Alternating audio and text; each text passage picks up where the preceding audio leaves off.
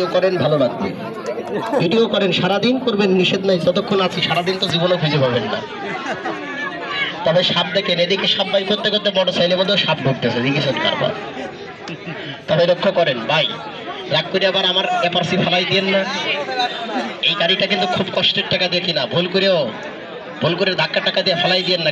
কালকে না আজকে আসার সময় যে আপনাদের নহটা ধরেছিল কাকা, দেখি আছে হলো কিনা জানেন, এর সাথে আছে সেনাবাহিনীর কয়েকটা আছে সার্জেন্ট।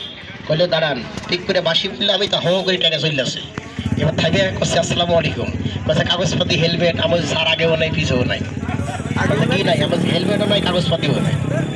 কষে বলে এবার গাড়িতে হাইটা যা, আমার চলে যাচ্ছে, সমস্যা চাবি দিয়ে দিয়েছিলাম।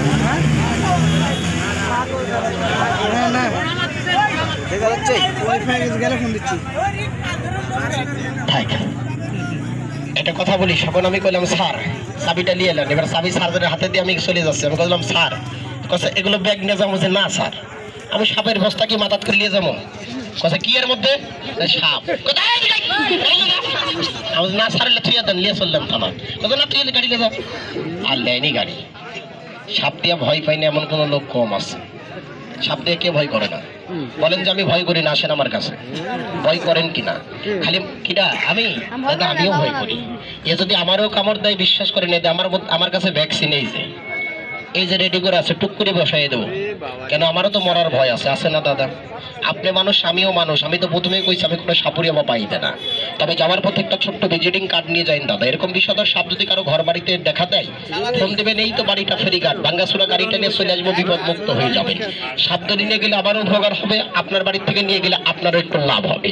তবে বলবেন কেন সাপটা ধরবেন, এই সাপটা ধরে নিয়ে গেলে আমার কিছু টাকা ইনকাম হবে, যেটা সত্য কথা। এছাড়াও কাকা তবে লক্ষ্য করেন, এখানে আসার আমার মূল উদ্দেশ্য খেলা দেখাবো, খেলার মাঝখান দিয়ে একটা করে কার্ড দেবো। কেন সমগ্র রাজশাহী বিভাগ থেকে একটা রুগী আমাদের দোকানে এসে আমার কবিরাজ বাবা সকাল 8টা থেকে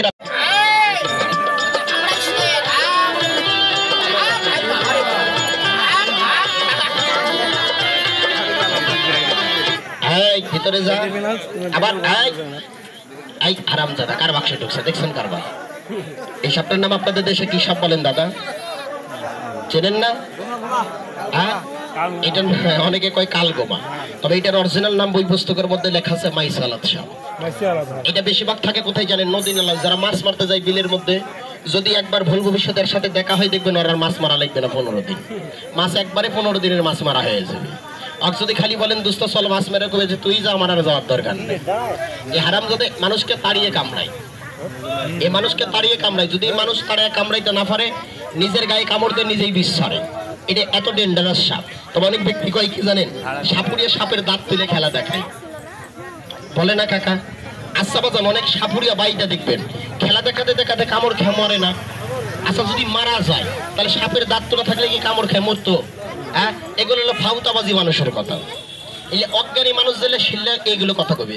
আপনি ভালো মানুষ, আপনার দাঁত যদি সব বাড়িয়ে ভেঙে ফেললেন আপনি খাতে পারবেন, মুখের ব্যথায় তো 1 মাসে ফুরাইবেন। তাই প্রত্যেকটা সাপের দাঁত আছে। আমরা করি কি, মাস গেলে মাসে মাসে বাজার দেখেন, মানুষের যেমন এখানে 2টা থলি আছে না ছোট ছোট, এরকম সাপেরও বিষের থলি আছে।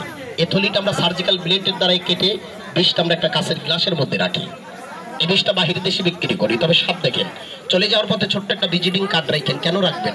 এই শ্বশুর মিছিল থামা, আর কয়দিন পর করিস।